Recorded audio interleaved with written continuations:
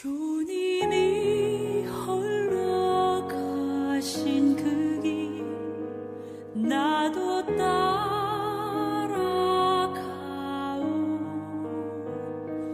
모든 물과 피를 흘리신 그 길을 나도 가오. 험한 산도 나는 괜찮소. 바다 끝이라도 나는 괜찮소. 죽어가는 저들을 위해 나를 버리기. 사람들이 새해가 되면 앞으로 일어날 일들에 대해서 궁금해하고 또 많이 찾는 곳이 있죠. 새해 되면. 그러나 사실 한치 앞을 알지를 못하는 것이 인생입니다. 지난해 코로나가 이렇게 확산이 되어가지고 전 세계를 마비시킬지 그 누가 알았겠습니까? 보이지 않는 바이러스와 전쟁을 치르느라 온 세상이 지금 난리를 치르고 있습니다. 인간이 아무리 지혜롭고 똑똑한 것 같지만 이런 자연 앞에서는 여전히 무능한 존재임을 우리에게 보여주고 있다는 것이죠. 이번 사건으로 인해 가지고 세계 전쟁 때보다 더 많은 사람이 죽었다 그러죠. 하지만 화소연할 때도 없다는 것이죠. 그리고 앞으로 또 언제 무슨 일이 일어날지 누가 알겠습니까? 그런 불확실한 시대에 우리가 살고 있다는 것이죠. 그래서 인간이 얼마나 나약한 존재임을 우리가 한 번 더 생각하게 됩니다. 물론 인간이 이룬 역사는 지금까지 실로 대단합니다. 여러분도 많이 들어봤겠지만 오늘날을 4차 산업혁명 시대라고 부르고 있습니다. 들어보셨죠? 매스컴에서도 많이 이야기하고 있습니다. 몇 차 혁명 시대라고요? 4차 산업혁명. 그리고 세상은 앞으로 어떤 일들이 일어나고 어떻게 변할지 정말 상상하기 할 수 없을 정도로 이야기를 하고 있습니다. 산업혁명이라는 것은 세상이 급격하게 변화한다는 단어를 사용한 것이죠. 예전에 우리가 시골에 살 때 보면 땔감을 주로 뭐로 썼어요? 산에 가서 나무에가 있었잖아요. 그래서 저도 그때 많이 했었지만 하루 시간을 나무 작업하는데 시간을 다 버렸잖아요. 이 산산 돌아다니면서 나무 작업해가지고 그걸 땔감 떼는 것이 그냥 하루 일과였어요. 그런데 갑자기 연탄이 나오고 석탄이 나옴으로 말미암아 그럴 필요가 없잖아요. 얼마나 시간이 아까운 시간들을 이제 줄일 수가 있는 거죠. 그런 게 이제 1차 산업혁명이라고 그러잖아요. 거기다가 좀 지나니까 뭐가 나왔냐면 석유가 나왔죠. 그리고 이제 전기가 들어오고, 그러니까 얼마나 편리했습니까? 가스가 들어오고. 그러다가 좀 있으니까 인터넷이 나오더니 이제 뭐 어떻게 세상이 핸드폰이 나오게 되고 그냥 정보화 시대가 열려버린 거예요. 근데 이제는 그때까지가 3차 산업혁명이라 그러면 이 4차 산업혁명은 이제 뭐냐면 로봇이 등장하는 거예요. 앞으로는. 그래서 여러분의 가정에 이제 앞으로는 다 누구를 키우느냐, 로봇을 키우는 거예요. 그 로봇이 모든 심부름을 다 할 수도 있고 그 속에는 수많은 정보들이 다 들어있기 때문에 물어보면 척척박사가 되는 거죠. 그래서 마치 그거는 여러분의 가정 모든 살림살이를 책임질 수 있는 그런 시대가 되는 거예요. 마치 청지기와 같은 역할을 하게 되는 거예요. 그래서 사람이 얼마나 편리하겠습니까? 그리고 모든 것은 이제 무인시대로 바뀌는 거예요. 무인시대. 공장이고 자동차고 모든 것은 무인시대, 사람이 하는 것이 아니고 기계가 모든 것을 조작해가지고 세상을 이제 움직이게 하는 거죠. 그래서 그러면 사람은 편하겠습니까? 안 편하겠습니까? 얼마나 편하겠습니까? 얼마나 재미있고 즐겁게 지내겠습니까? 그죠? 그러니까 사람들은 그럴 거예요. 이 땅은 마치 뭐 같다? 천국 같다. 지금도 그런데. 네. 자, 그러면 그런 시대를 우리가 맞이해야 한다고 생각하면 과연 사람의 육신은 편하고 즐겁고 좋지만 그 사람의 영혼이 과연 그렇게 즐겁고 아름다울까라는 것이죠. 그래 편한데 하나님을 굳이 찾을 필요가 있겠습니까? 그렇잖아요.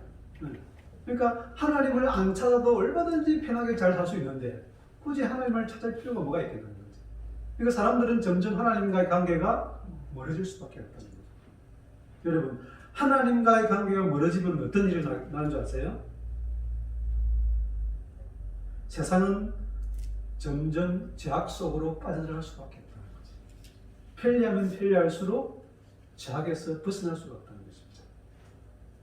자, 죄가 존재한다는 곳은 반드시 부패하게 되어 있습니다. 그렇죠?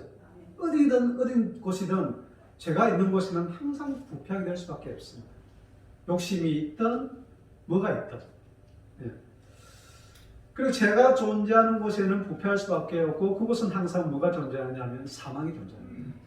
죄가 잉태한 적 사망이 나올 수밖에 없습니다. 이것은 인간이 해결할 수가 없다는 거죠.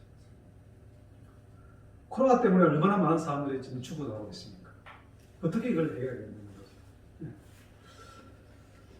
그래서 인간의 영혼은 점점 하나님과 멀어질수록 타락할 수밖에 없고 구약의 옛날에 타락한 도시가 있었죠.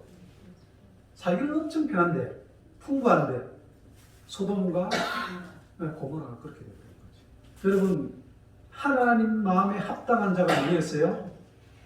다윗이었죠. 그죠? 그 다윗이 이제 너무 편한 거예요. 전쟁 다 내보내고 너무 편한 거예요. 그러니까 그가 어디로 올라갔습니까? 지붕 위로 올라갔어요. 그죠? 네. 편안한 지붕 위를 그리다가 눈에 뭐가 띄었습니까? 네. 바세바가 띄는 거예요. 남의 아내 바세바가 띄는 거예요. 눈에 띄는 거예요. 그래서 그는 눈이 멀어서 결국 살인죄와 음행을 저지르게 됐다는 거죠. 하나님이 가장 사랑하는 다윗이 하나님이 가장 싫어하는 그와 같은 범죄를 저지르게 된 것입니다. 왜? 너무 편했기 때문에. 그렇다고 세상의 편리함을 우리가 포기하라는 것은 아닙니다.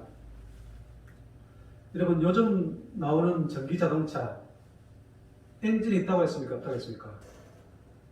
자동차에 엔진이 없어요. 그럼 엔진이 없고 뭐가 있겠습니까? 배터리만 있는 거예요. 엔진이 없다는 것은 배기통이 있다는 것입니까? 없다는 것입니까? 배기통이 없다는 거예요. 그럼 연기가 나올 곳이 있어요? 없어요? 오늘도 저기 전기차를 올라오니까 막 앞에 트럭이 연기를 확 뿜어내더라고요. 다 매연이지 않습니까? 매연. 그러니까 전기차는 매연이 없으니까 어디 가도 다녀도 냄새가 나는 것이죠. 지하에서 하루 종일 해도 시동을 끌어놔도 매연이 없다는 거예요.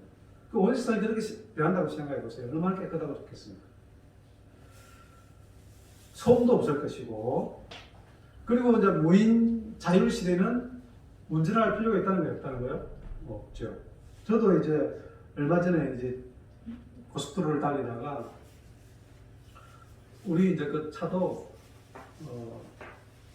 제가 운전대만 잡고 있으면 지가 알아서 가요. 앞차와 거리를 맞춰가지고 100km를 맞춰 놓으면 그냥 100km를 달리는 거예요. 절대 어기질 않는 거예요. 100km 이상은 가지 않는 거예요.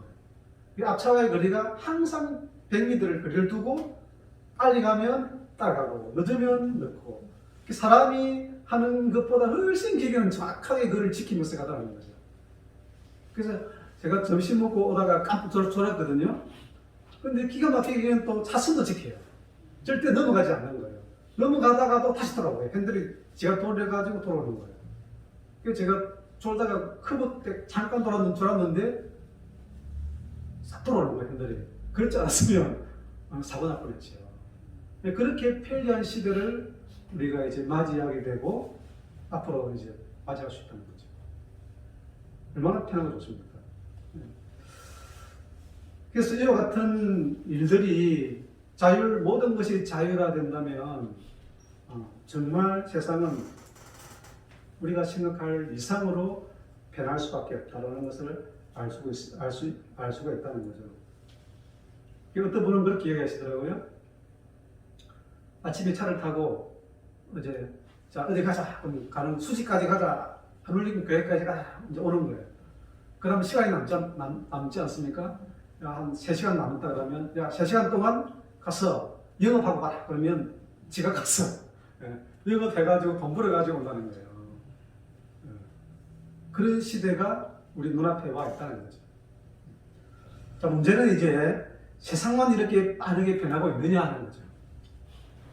세상이 빠르고 변하고 있는 것 이상으로 하늘은 변하고 있을까요? 없을까요? 하늘에 무슨 일이 일어나고 있는지 세상은 깜깜하다는 것입니다. 그래서 요한계시록은 장차 인류에게 닥칠 일들을 기록하고 있습니다. 어떤 일이 앞으로 닥칠 것인가에 대해서 어디에 계시록이 이렇게 있다는 거죠. 그래서 계시록을 속히 될 일, 장차 될 일이라고 기록하고 있습니다. 우리가 눈으로 보이는 이 세상은 변화에는 우리가 직접 경험하기 때문에 우리가 알 수가 있지만 보이지 않는 세계, 보이지 않는 하나님 나라에 대해서는 어떤 일이 일어나고 있는지 관심도 없고 우리는 너무나 무지하고 있다는 거죠. 무지하다는 것이 우리의 문제입니다. 요즘 여러분도 잘 알다시피 조그만 행동 하나와 말 한마디가 유튜브를 통해서 전 세계에 전파되고 있고 그리고 많은 사람들을 울리기도 하고 웃기는 그런 감동을 주고 있습니다. 그래서 전 세계 구석구석 조그만 시골 동네까지도 이제 어떤 일이 일어나고 있는가 핸드폰을 통해서 우리가 실시간으로 볼 수가 있다는 거죠. 자, 이런 시대를 맞이했습니다. 뿐만 아니라 단상에서의 이 설교가 온 세계에 전파를 타고 누구나 언제든지 볼 수 있다는 시대였다는 거죠. 얼마나 편리하고 다른 세상을 우리가 맞이했습니까?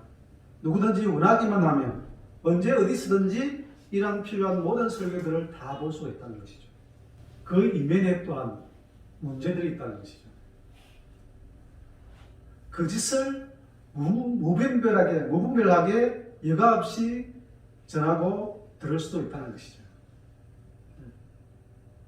그러므로 잘못된 정보로 각 사람의 영혼을 죽일 수도 있는 시대가 오늘의 시대였다는 거죠. 주님은 그런 말씀하셨죠. 소경이 소경을 인도하면 둘이 다 어디 빠진다 했습니까? 구덩이 빠진다 했습니까? 그러니까 설교자가 얼마나 중요한 위치에 있는가를 다시 한번 우리가 상기시켜주는 말씀입니다. 그래서 인도자의 잘못된 성경관은 많은 사람들을 잘못된 길로 인도할 수도 있다는 것이죠. 베드로가 그런 말씀을 했죠. 먼저 알 것은 성경의 모든 예언은 사사로이 풀라 했습니까? 풀지 말라 했습니까? 네, 풀지 말라 했지 않습니까? 왜냐하면 그 중에 알기 어려운 것이 들어있으니 무식한 자들과 구세지 못한 자들이 다른 성경과 같이 억지로 풀다가 스스로 어디에 멸망에 이른다라고 말했습니다. 그래서 이 베드로의 이 경고와 같이 성경을 억지로 풀다가는 멸망에 이를 수밖에 없는, 둘 다 멸망에 이를 수밖에 없는 그런 문제도 있다는 것이죠. 그래서 여기서 억지로라는 말은 왜곡하게 전파한다 또는 벗어나게 전파한다는 뜻을 가지고 있습니다. 정도에서 그 길에서 벗어나게 전파하면 둘 다 죽을 수밖에 없다는 것이죠. 믿음에서 파선할 수밖에 없다는 것입니다. 여러분, 정도가 어디입니까? 십자가의 길이 정도인 줄로 믿습니다. 파선하지 않는 유일한 구원의 길은 무슨 길밖에 없다는 거예요? 십자가밖에 없다는 것입니다. 그러므로 성경은 이 성령의 감동하심을 입은 사람들이 하나님께 받아 말한 것이기 때문에 성령의 감동과 도움 없이 전하는 것은 무식하고 구세지 못하고 억지로 전하는 것과 같다는 것입니다. 이 성경을 성령께서는 각 시대마다 교회마다 그 깊이와 넓이와 높이를 하나님의 지혜 가운데 역사한 줄로 믿습니다. 누가요? 성령께서. 그래서 선지자들과 사도들에게 역사하신 성령께서 또한 사도 요한에게도 동일하게 역사한 줄로 믿습니다. 그게 계시록이었다는 거죠. 사도 요한 시대 때 그 당시의 모든 사항들을 가장 잘 아시는 분이 누구였습니까? 성령 하나님이죠. 역사하셨으니까. 그렇잖아요. 그런데 성령의 감동 없이 그 당시를 우리가 전한다고 생각해 보세요. 어리석인 거죠. 그러면 성경을 깊이 이해하는 것은 성령의 도움 없이는 가능합니까? 불가능합니까? 네, 불가능한 거죠. 불가능하다는 것은. 저는 설교를 하면 할수록 점점 더 깨닫게 됩니다. 그래서 단상에 서는 것이 두렵고 떨리는 마음으로 설 수밖에 없다는 거죠. 우리 예수를 깊이 생각합시다. 우리가 믿는 도리의 사도이시며 대제사장이신 예수를 깊이 생각을 했죠. 오늘 이 시간도 예수를 깊이 생각하는 시간이 되었으면 합니다. 오늘 본문은 마땅히 일어날 일들을 내가 네게 보이려 했습니다. 마땅히 될 일, 일어날 일. 그게 무엇이겠습니까? 저는 그거를 경륜이라고 잡았습니다. 마땅히 될 일, 일어날 일. 보일 일이라는 무엇이겠습니까? 계시로 잡았습니다. 보여주시는 것을. 그래서 앞으로 될 일은 경륜으로 생각하고 사도 요한을 통해서 보여주시는 것은 계시라고 한다면 이 경륜과 계시와 경륜. 올해 우리 표가 뭐죠? 교회를 향한 하나님의 경륜과 사랑.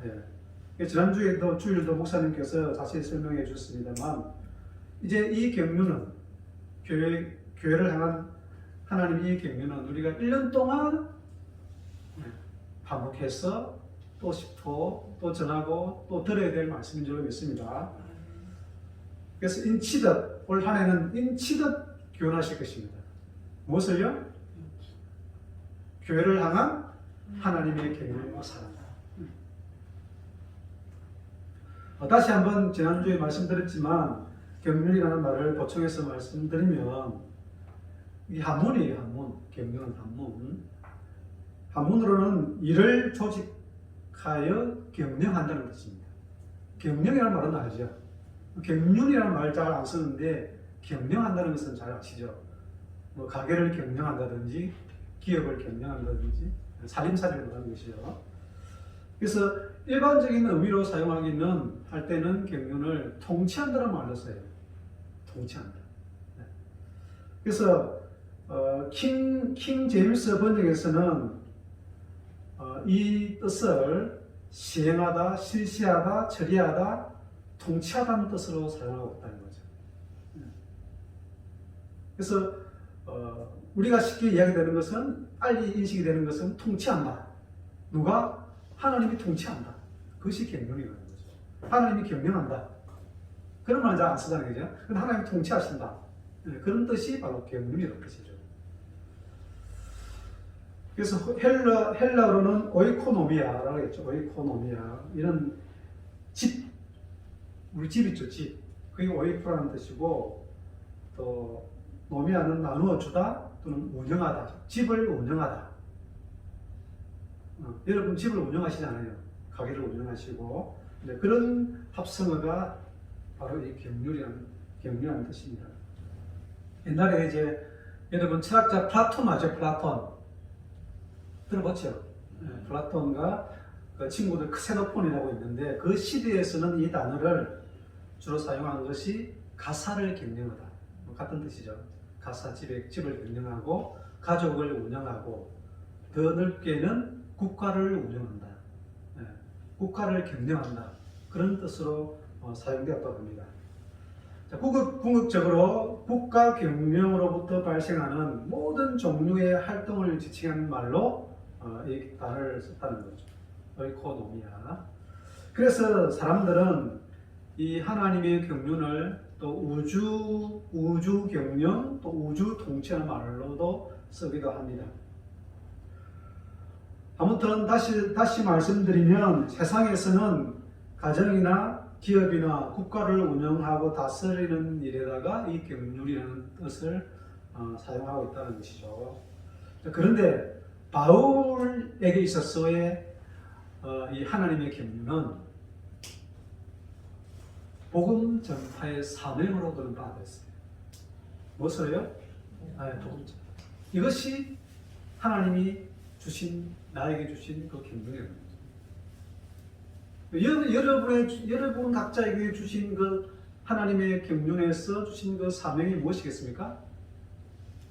여러분에게도 똑같죠. 우리에게도 무엇이라고요? 복음 전파의 사명. 그래서 바울은 골로새서 1장 25절에 이런 말씀을 했죠. 내가 교회의 일꾼 된 것은 하나님이 너희를 위하여 내게 주신 경륜을 따라 하나님의 말씀을 이루려 함이라. 무엇을 이룬다고요? 하나님의 말씀을 이루는 것이 자기의 직분이고 일꾼으로서 자기 책무라는 것입니다. 사명이라는 것입니다. 무엇이요? 하나님의 말씀을 이루는 것입니다. 그런데 이제 공동번역에서는 이 경륜이라는 단어를 사용을 하지 않습니다. 뭐라고 쓰냐면 나는 하나님께 맡기신 사명을 따라 사명으로 경륜이라는 단어를 안 쓰고 사명이라는 단어로 사용했다는 것이죠. 그래서 여러분에게 하나님의 말씀을 남김없이 전하기 위해서 교회의 일꾼이 되었습니다.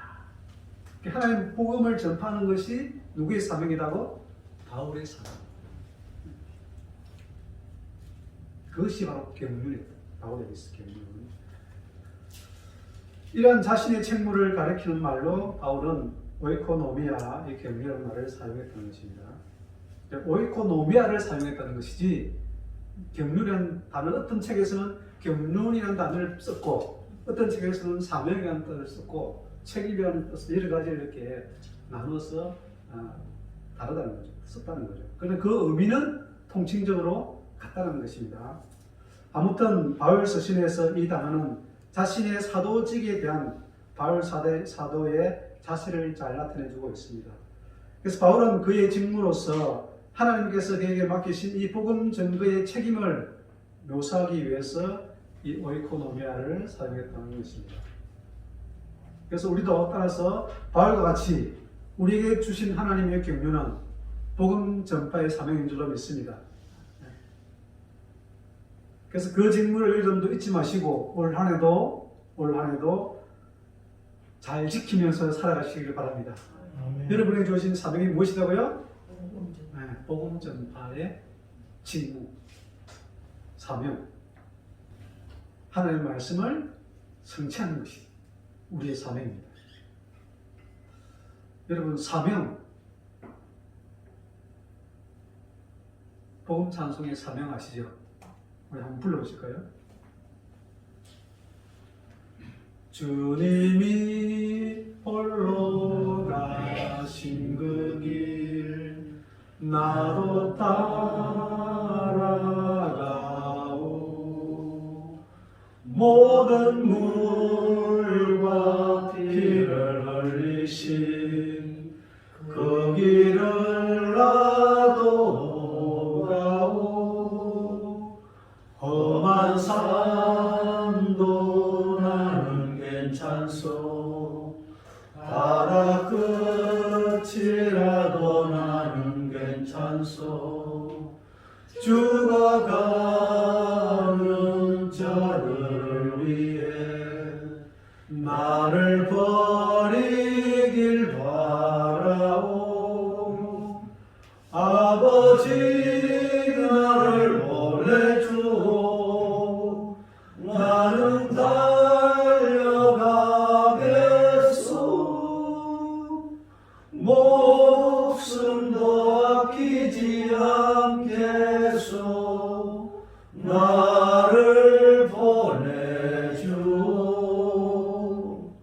세상이 나를 미워해도 나를 사랑하겠소.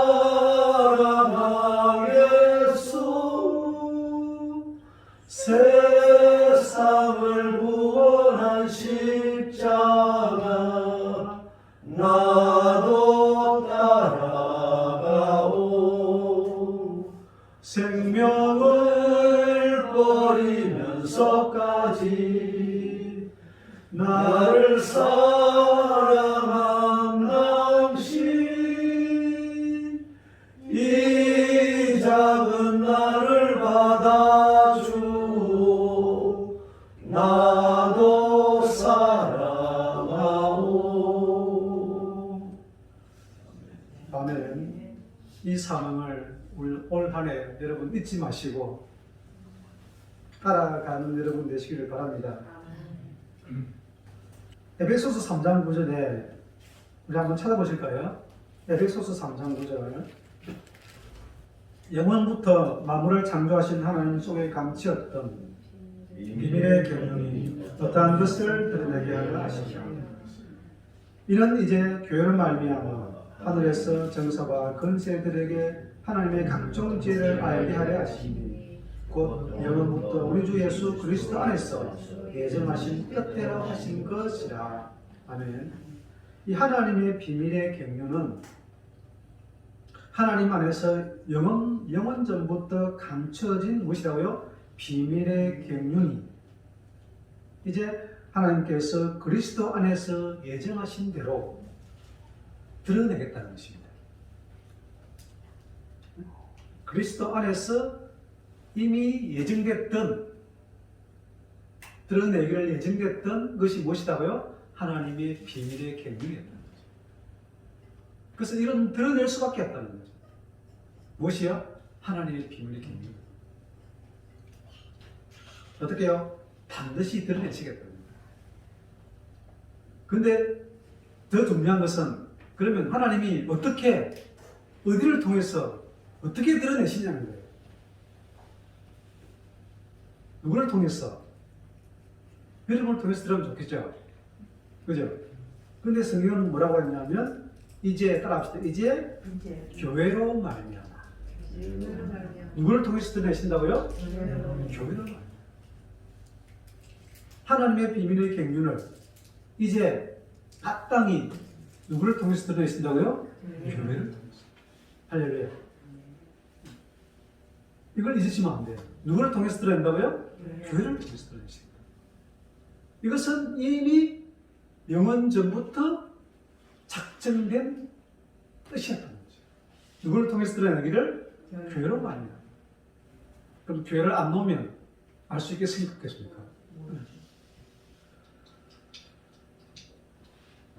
그래서 하나님의 비밀의 경륜을 반드시 교회로 말미암아 드러내시는 것이 하나님의 뜻인 줄로 믿습니다. 영원 전부터 예정하시는 것인 줄로 믿습니다. 그리스도 안에서 예정하시는 것인 줄로 믿습니다.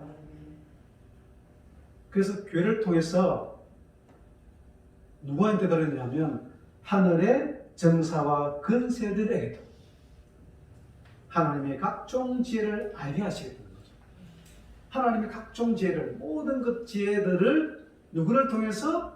교회를 통해서 누구까지도, 하늘에 있는 정서와 권세자들까지도 드러내겠다는 거예요. 교회를 만나지 않으면 이 비밀을 알 수가 없다는 것이죠. 이것이 바로 예수 그리스도 안에서 영원부터 예정하신 뜻이다라고 말씀하는 것입니다.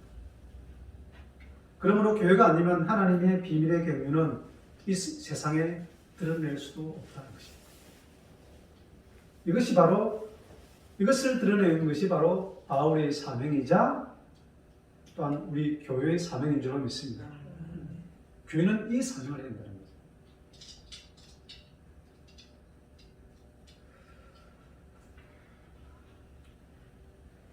그래서 이 하나님의 이 경륜, 에베소서 3장에서는 하나님의 은혜의 경륜이라고 했거든요. 이 경륜이 어떤 경륜이라고요? 하나님이 우리에게 주신 은혜의 경륜이라는 거죠.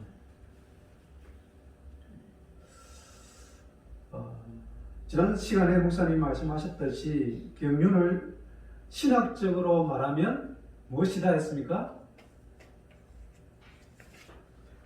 여기 계시는 분은 잘 좀 안 나오셨죠? 섭리래, 섭리. 무엇이라고요? 네, 신학적으로 표현하자면 섭리라. 섭리라는 말은 우리가 많이 들어봤잖아요. 섭리하면 떠오르는 인물이 있죠. 누가 떠오릅니까? 지난 시간에 분명히 안 나왔어요. 그렇죠. 조셉이죠. 그래서 굳이 이 섭리와 경륜은 같은 의미인데 굳이 또 분리해보는 사람도 있어요.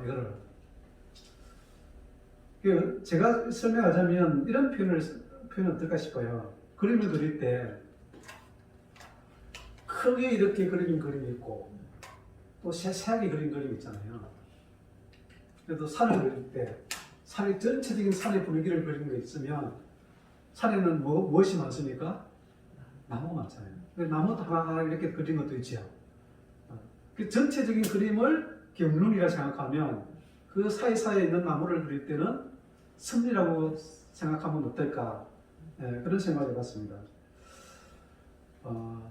그래서 하나님의 섭리는 하나님의 경륜을 이루기 위한 세부 과정이라는 표현을 쓰고 있습니다. 자, 애굽에서 이제 애굽의 요셉을 하나님이 보내시잖아요. 이건 지금 큰 그림이죠. 왜 보냅니까? 이스라엘을 구원하기 위해서.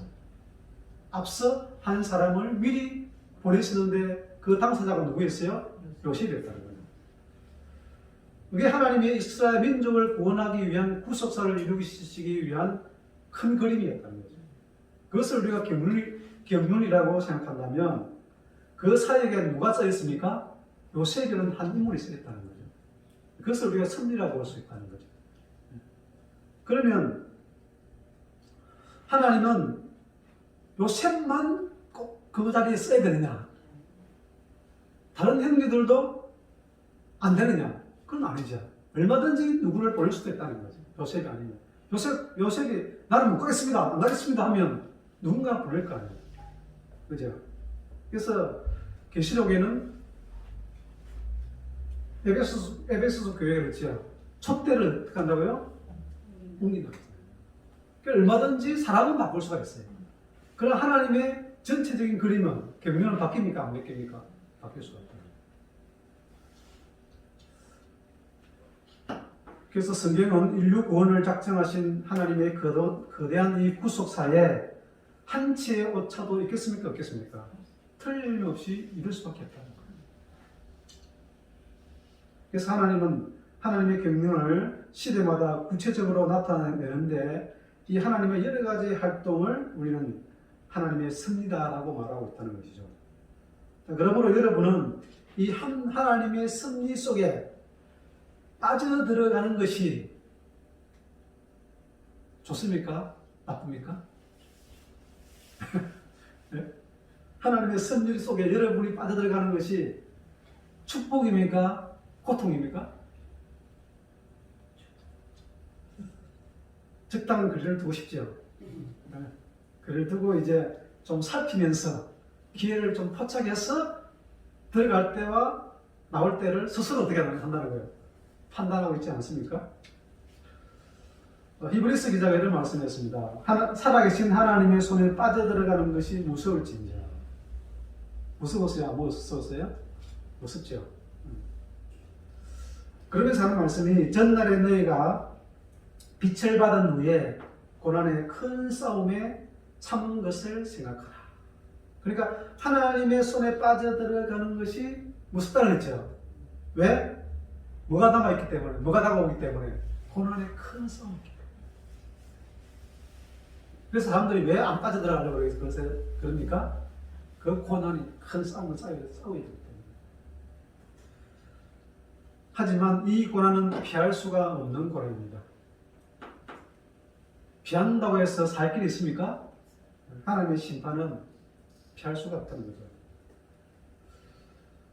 하지만 고난의 큰 싸움은 무대포로 싸우는 것이 아니라 빛을 받은 후에 어떻게 싸운다고요?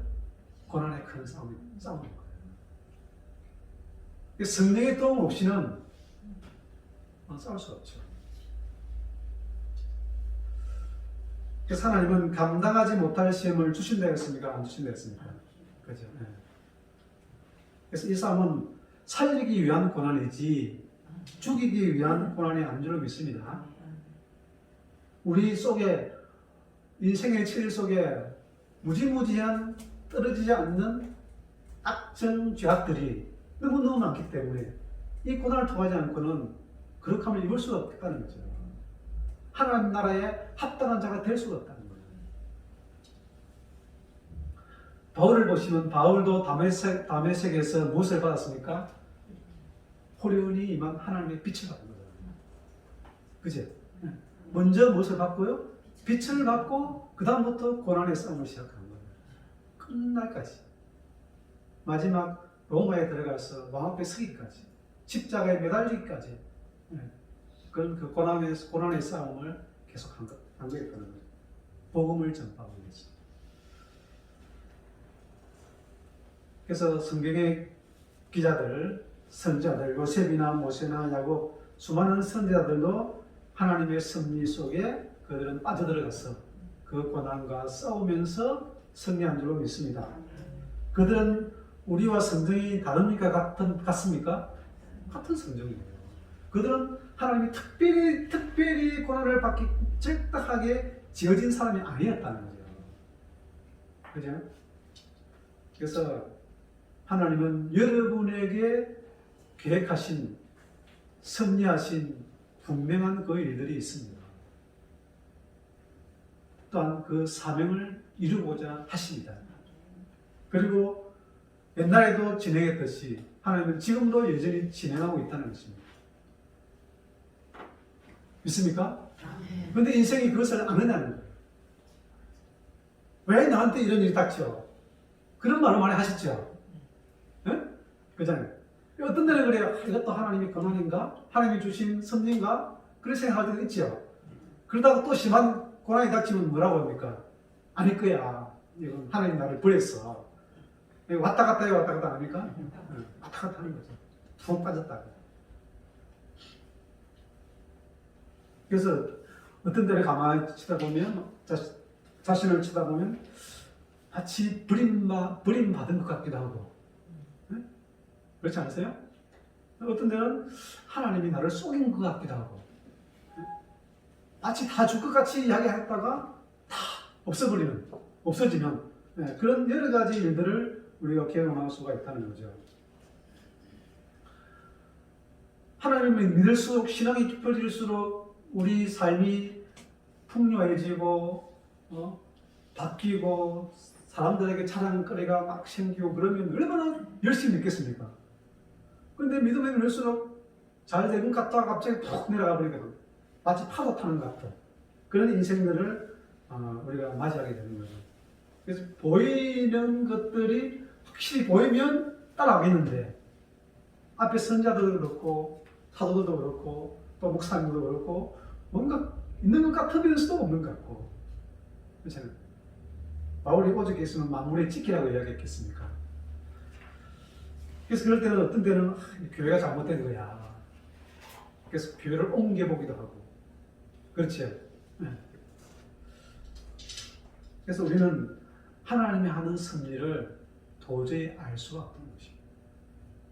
그것을 안다면 하나님이죠. 그렇죠. 그러나 분명히 우리가 하나님의 깊이 빠져들면 빠져들수록 무엇은 있다? 고난은 있다. 그 고난은 악한 곳으로 사용하는 것이 아니고 우리를 거룩하게 하기 위한 고난인 줄로 믿습니다. 깨끗게 하기 위한 고난인 줄로 믿습니다. 그래서 여러분이 지난 과거들을 한번 생각해 보세요. 여러분이 고난을 받았다고 생각할 그 이후에 감사가 나옵니까? 안 나옵니까? 감사가 나오는 거예요. 억울하다고 생각됩니까? 아니잖아요. 그 일이 없었다면, 그 고난이 없었다면, 그 어려움이 없었다면 내가 어떻게 여기까지 설 수 있을까?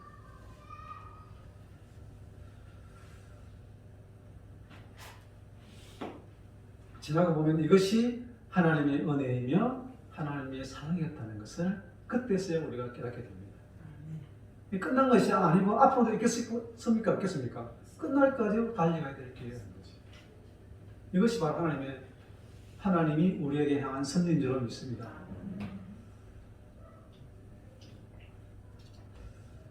여러분은 이제 여러분의 가족의 대표로서 한 사람을 앞서 보는 겁니다.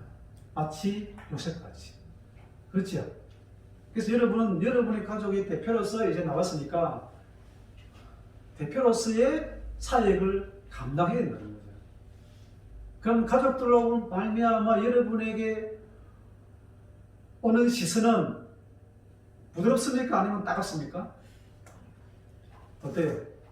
아이고 그래 언니가 그렇게 예수를 잘 믿어. 그렇게 칭찬이 많이 옵니까? 아니면 등을 돌리고 있습니까? 감당하시는 거죠. 누구로서? 대표로서 사명을 감당하시는 거죠. 하나님이 여러분들 각 가정에 한 사람씩 뽑아주신 것은 그 가정을 어떻게 하라고? 구원해내라고. 복음을 전파하라고 주신 거예요. 올 한 해는 이 사명을 감당하시길 바랍니다. 그래서 여러분, 요셉이 무엇으로 팔렸냐면 종으로 팔렸어요. 그렇잖아요. 여러분은 누구로 팔렸습니까? 종으로 팔렸어요. 그럼 종은 해야 될 일이 무엇입니까? 섬기는 것밖에 없어요. 주인이 때리면 어떻게 맞고도 어떻게 해요? 순종해야죠. 왜 때리냐고 하면 되겠어요? 안 되겠어요? 안 되지. 그럼 종이 아니지. 주인이지. 끝날까지 종은 가족을 섬기고 이웃을 섬기는 것이 종이라는 거죠.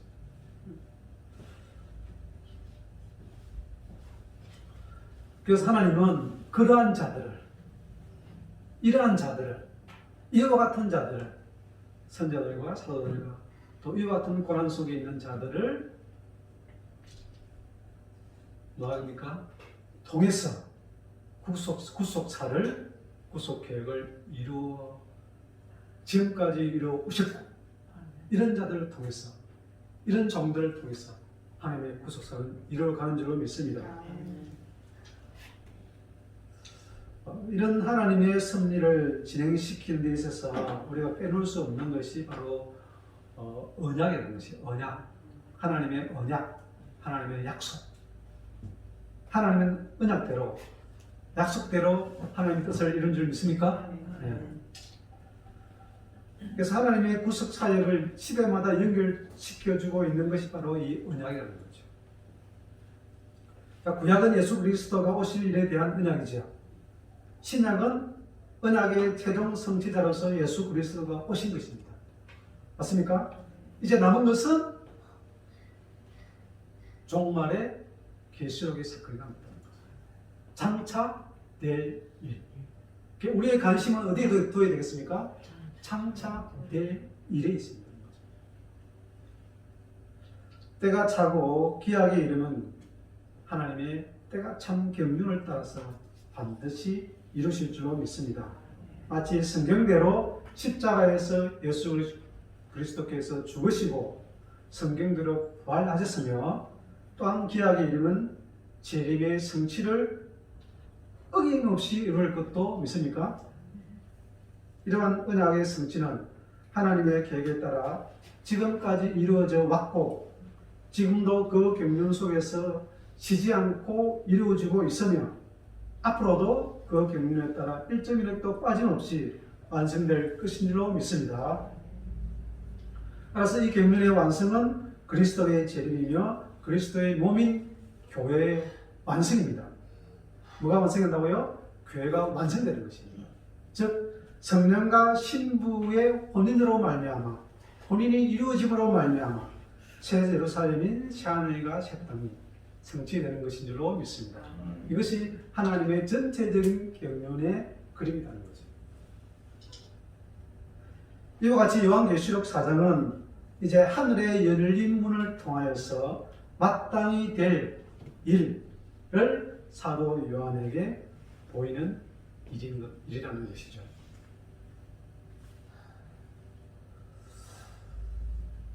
그래서 보이는 것이 계시라고 했죠. 이루어지는 일은 경륜이라고 그러면, 그래서 이 하나님의 계시라는 것은 이제 감추인 것들을 드러내겠다는 거죠. 할렐루야. 감추인 하나님의 말씀들이 계시가 드러내겠다는 것입니다. 어떻게? 성령의 감동을 통해서. 성령의 감동을 통해서 역사하시겠다는 것입니다. 하나님이 자신이 이것을 우리에게 계시해 주지 않으면 우리는 절대 알 수가 없는 것이에요. 눈으로 보고 읽어도 알 수가 없다는 것입니다. 그래서 우리가 신학적으로 계시라는 말을 쓸 때는 하나님께서 인간으로 하여금 하나님 자신을 알 수 있도록 자신을 드러내 보이시거나 진리를 통하여 알려주시는 하나님 자신의 행위를 말한다라고 기억하고 있습니다. 그래서 이와 같이 하나님이 감추인 것들을 드러내실 때 두 가지로 드러내는데 일반 계시로 드러내는 것이 있고 또 하나는 어떤 계시가 있겠어요? 특별 계시로 보여주는 것이 있습니다. 여러분 일반 계시로 보는 게 좋겠습니까? 특별 계시로 보는 게 좋겠습니까? 그러니까 경륜도 우주를 통치하는 하나님 전체적인 그림이 우리가 일반 통치라고 그러면 경륜이라고 그러면 교회를 통해서 하나님의 구속사를 이룬다는 것은 특별한 경륜이겠죠. 그래서 특별한 경륜이 좋겠습니까? 특별한 계시가 좋겠습니까? 이런 모두가 알 수 있는 일반 계시가 좋겠습니까? 특별 계시를 여러분 사모하시기를 바랍니다.